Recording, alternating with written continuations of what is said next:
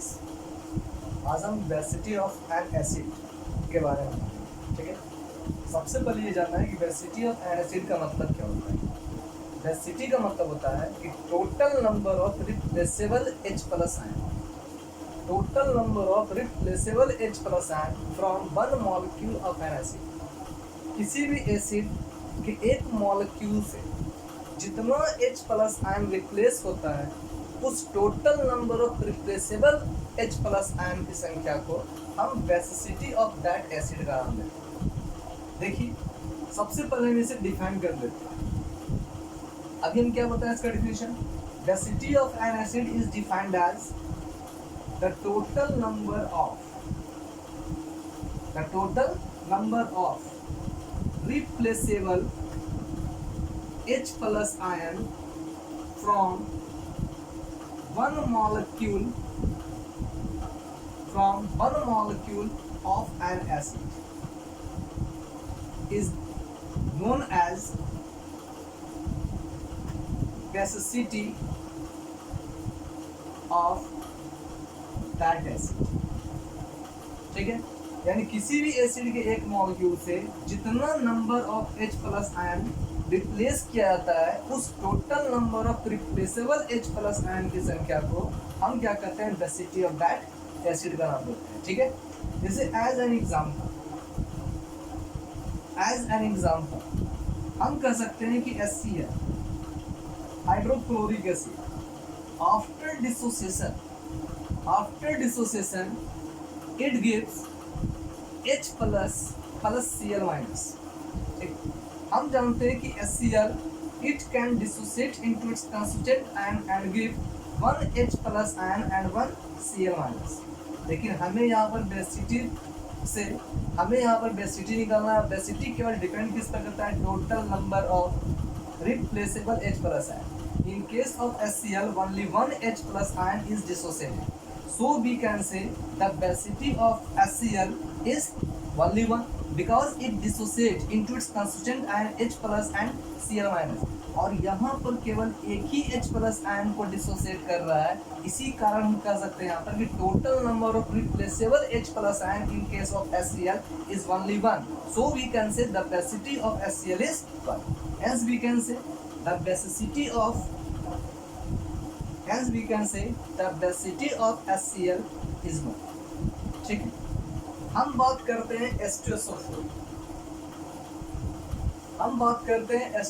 की। After dissociation it gives 2H plus SO4 minus 2H plus SO4 minus। ये क्या indicate कर रहा है कि after dissociation it gives 2H plus ion, so we can say in case of H2SO4 total number of replaceable H plus ion is 2। hence we can say the basicity of H2SO4 is 2। इसलिए हम कह सकते हैं कि H2SO4 का basicity कितना होगा, 2 होगा। इसलिए basicity of H2SO4 is equal to. ठीक है, अब ध्यान दीजिए, एक और एग्जांपल ले लेते हैं। एक एग्जांपल हम ले रहे हैं क्या, HNO3। ये भी जब डिसोसिएट करता है इनटू इट्स कंस्टिट्यूएंट आयन, जब HNO3 is dissociated into its constituent ion, it gives H plus NO3 minus। इसका मतलब क्या है कि HNO3 के डिसोसिएशन से ये एक H प्लस आयन को डिसोसिएट करता है, एक H प्लस आयन देता है। इसका मतलब क्या है कि total number of replaceable H plus ion in one molecule of HNO3 is only one H plus, so we can say its basicity is 1। इसलिए इसका बेसिसिटी जो होगा, बेसिसिटी ऑफ HNO3 जो होगा वो कितना होगा, ओनली 1 होगा। ठीक है, यानी देखिए तो यहाँ पर अभी हम क्या बताएं कि बेसिसिटी ऑफ एन एसिड का मतलब क्या हो गया, the total number of replaceable H plus ion from one molecule of an acid is known as the basicity of that acid. In case of HCl the total number of replaceable H plus ion is only 1, so its basicity is 1। इसलिए इसका basicity क्या होता है, 1 होता है। यहाँ देखिए, इन case of H2SO4 total number of replaceable H plus ion is 2, so its basicity is 2। In case of HNO3 total number of replaceable H plus ion is only 1, so we can say it density is 1, ठीक है। अच्छा एक बात बताइए, कुछ आपको यहाँ पर समझ में आ रहा है, HCl में केवल एक H है, चूंकि इसमें केवल एक H है तो इसका बेसिडी कितना हुआ, 1 हुआ। H2SO4 में 2H है, इसलिए इसका बेसिडी कितना हुआ, 2 हुआ। HNO3 में एक H है, इसलिए इसका बेसिडी कितना हो गया, 1 हो गया। लेकिन अगर आपसे क्वेश्चन पूछा जाए कि इन case of H3PO4 total number of replaceable H plus ion कितना होना चाहिए, आपका आंसर निश्चित रूप से 3 होगा, 3 होगा। क्यों होगा, क्योंकि इसमें 3 H प्लस आयन है ना। लेकिन H3PO4 इसमें total number of H plus ion कितना होगा, 3 होगा। So we can say it density is 3, इसलिए इसका डेंसिटी कितना होगा, 3 होगा। लेकिन अगर यही केस अगर हम ले लिया जाए H3PO3 के केस में, ठीक है, अगर कहा जा रहा है कि H3PO4 के केस में टोटल नंबर ऑफ डेंसिटी कितना होगा, डेंसिटी ऑफ H3PO4 कितना होगा, तो वो आंसर कितना होगा, 3 होगा। लेकिन अगर यही क्वेश्चन अगर ले लिया जाए H3PO3 के केस में, तो अगर आपसे पूछा जाए कि total number of density in case of H3PO3 कितना होगा, तो आपका आंसर कितना होगा, 3 होगा। लेकिन ये आंसर क्या होगा, आपका रॉन्ग होगा, ठीक है। तो आप कहिएगा कि अभी तो आप बताए कि जितना H यहाँ मौजूद रहेगा उसका डेंसिटी इतना होगा, जितना H यहाँ मौजूद है उसका डेंसिटी इतना है। H2SO4 केस में टोटल H2 है, इसका डेंसिटी 2 हो गया। फिर H3PO3 के केस में इसका डेंसिटी 3 क्यों नहीं होगा, ठीक है, दैट्स अ क्वेश्चन, ठीक है। लेकिन ध्यान दीजिए, इसका मतलब है कि डेंसिटी जो है, केवल H प्लस आयन की संख्या को, हाइड्रोजन की संख्या को देखकर नहीं निकाला जा सकता है। अगर हाइड्रोजन की संख्या को देखकर निकाला जाता तो H3PO3 के केस में इसका डेंसिटी 3 होता है, लेकिन H3PO3 केस में डेंसिटी कितना होता है, 2 होता है। कैसे होता है वो हम अभी डिस्कस करेंगे। हाँ, एक क्वेश्चन और ले लेते हैं, H3PO3। सेकेंड क्वेश्चन लेते हैं H3CH3COOH, इसका डेंसिटी कितना होगा, इसका डेंसिटी कितना होता है, 1 होता है। लेकिन आप क्या कहिएगा कि इसमें 4 हाइड्रोजन एटम है, इसका डेंसिटी 4 होना चाहिए, लेकिन यहाँ तो आप बता रहे हैं डेंसिटी 1 होगा, कैसे होगा, ठीक है ना। आपके मन में ये क्वेश्चन आ रहा होगा, ठीक है। चलिए, तो अब हम आपको बताते हैं कि H3PO3 का डेंसिटी 2 कैसे होगा। H3PO4 का डेंसिटी 3, लेकिन H3PO3 का डेंसिटी कितना होगा, 2 होगा। कैसे होगा, इसके बाद हम डिस्कस करेंगे, ठीक है। यहाँ तक कोई प्रॉब्लम है? अगर प्रॉब्लम होगा तो कमेंट में आप लिख सकते हैं, ठीक है। हाँ, चलिए, तो इसे डिलीट कर दें।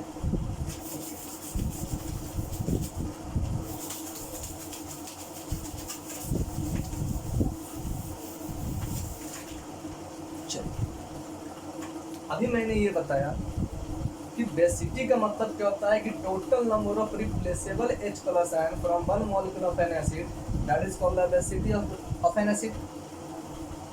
फिर हम बताएं कि HCl के केस में चूंकि ये एक H प्लस आयन को डिसोसिएट करता है, इसी कारण इसका बेसिटी कितना होगा, 1 होगा।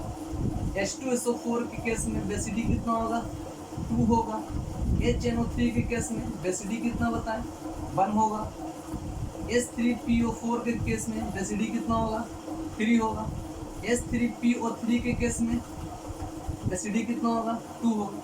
अब ये क्वेश्चन अराइज होता है कि आखिर H3PO3 के केस में इसका डेंसिटी 2 कैसे होगा।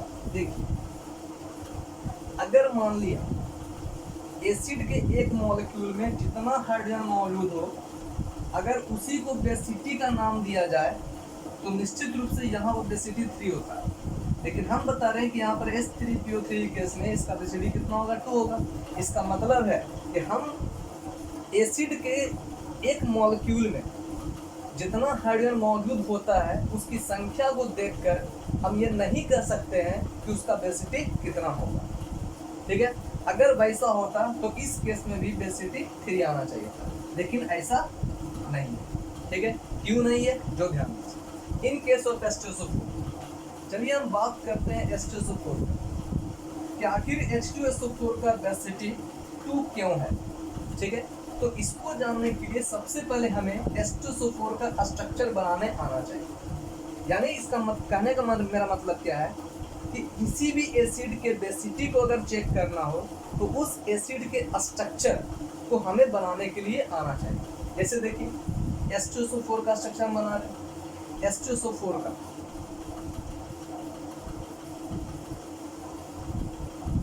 ये H2SO4 का स्ट्रक्चर दिया हुआ है, ठीक है।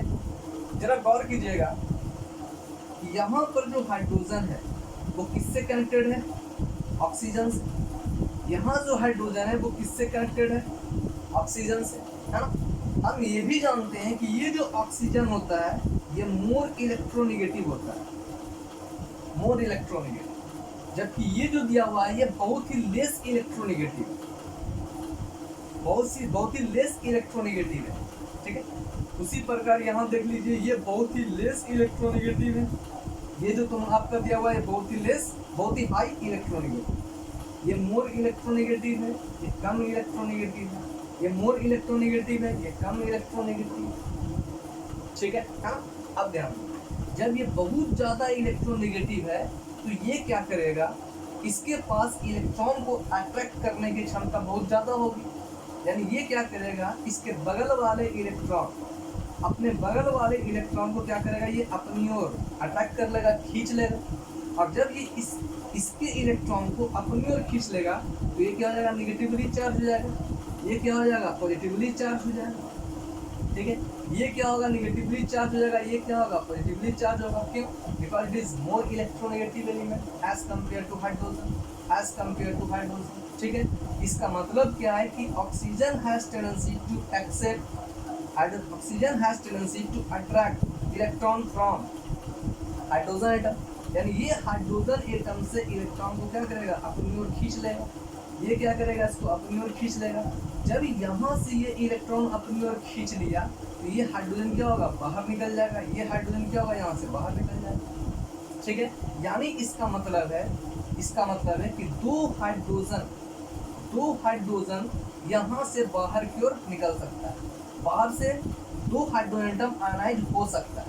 हेंस वी कैन से H2SO4 का डेंसिटी कितना होगा, 2 होगा। क्यों, क्योंकि यहाँ से दो हाइड्रोजन एटम जो है, हाइड्रोजन आयन जो है बाहर की ओर निकल सकता है। Hence we can say total number of replaceable H plus ion in case of one molecule of H2SO4 that is 2. Hence we can say its density is 2.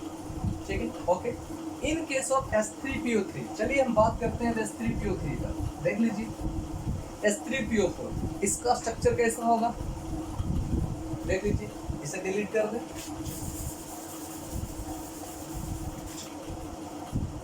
Second, अब हम बात करते हैं H3PO4। इसे बनाने के लिए हम क्या करते हैं, इसका भी एक स्ट्रक्चर बना लेते हैं। देखिए हम P OH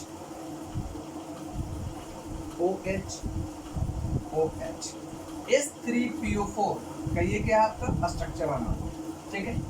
अब जब H3PO4 का ये स्ट्रक्चर होता है तो यहाँ देखिए, तो यहाँ भी आपका ऑक्सीजन से H जुटा हुआ है, ऑक्सीजन से H जुटा हुआ है, ऑक्सीजन से H जुटा हुआ है। ये हाईली इलेक्ट्रोनेगेटिव, ये क्या हो जाएगा, ठीक है। ये हाईली इलेक्ट्रोनेगेटिव होगा, ये कम इलेक्ट्रोनेगेटिव होगा। इसके रेस्पेक्ट में जब ये इतने इलेक्ट्रॉन को, ये जब इसके इलेक्ट्रॉन को ये अपनी ओर खींच लेगा, ये निगेटिवली चार्ज हो जाएगा, ये पॉजिटिवली चार्ज हो जाएगा। सिमिलरली ये निगेटिवली चार्ज होगा, ये पॉजिटिवली चार्ज होगा, निगेटिवली हो जाएगा, ये पॉजिटिवली चार्ज होगा, ठीक है। यानी इसका मतलब है यहाँ से 3 H प्लस आयन बाहर की ओर निकल सकता है। इसका मतलब है कि H3PO4 के केस में total number of replaceable H plus ion is 3, so it basicity is 3। इसी कांच का बेसिटी कितना होगा, 3, ठीक है। अब हम बात करते हैं H3PO3 पर। H3PO3 पर देखिए सिमिलरली इसका भी स्ट्रक्चर है बनाना होगा, जो कि हमें बेसिटी निकालना है। और अभी हम आपको क्या बताएं, किसी भी एसिड के बेसिटी को अगर जानना हो तो हमें क्या करना होगा, उसका स्ट्रक्चर बनाना होगा।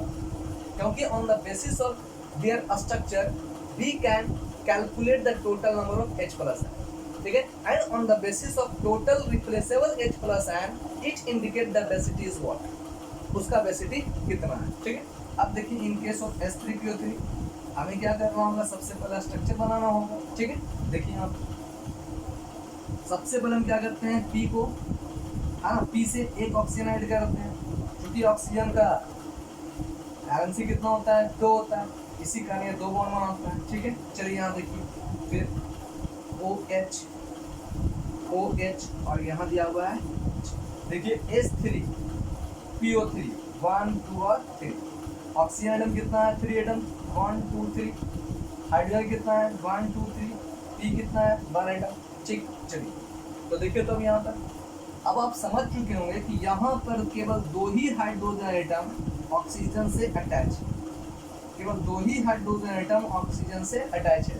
उसी तरह सिमिलरली ये हाईली इलेक्ट्रोनेगेटिव है, इसके इलेक्ट्रॉन को अपनी ओर खींच लेगा तो ये नेगेटिवली चार्ज होगा, ये पॉजिटिवली चार्ज जाएगा। सिमिलरली ये पॉजिटिवली चार्ज होगा, नेगेटिवली होगा, पॉजिटिवली होगा, नेगेटिवली, ठीक है। ये पॉजिटिवली होगा, नेगेटिव होगा, पॉजिटिव होगा, नेगेटिव होगा, यानी यहाँ से केवल 2 H+ आयन बाहर की ओर निकल सकता है, ठीक है। So we can say its density is, अब आपको ये समझ में आ गया होगा कि डेंसिटी को निकालने के लिए स्ट्रक्चर को बनाना जरूरी है, ठीक है। यानी हम किसी भी एसिड के एक मॉलिक्यूल में कितना हाइड्रोजन मौजूद है उसकी संख्या से ये पता नहीं कर सकते हैं कि उस एसिड का डेंसिटी कितना है, ठीक है। यानी डेंसिटी को निकालने के लिए हमें क्या करना होगा, सबसे पहले स्ट्रक्चर को ड्रॉ करना होगा। और जब तक स्ट्रक्चर ड्रॉ नहीं होगा तब तक हम एक्यूरेट एसिड डेंसिटी को कैलकुलेट नहीं कर सकते, ठीक है ना। तो आई होप आपको ये वीडियो आपको समझ में आया होगा। अगर आपको समझ में आया होगा, अच्छा लगा होगा, तो please like share and subscribe my channel, ठीक है।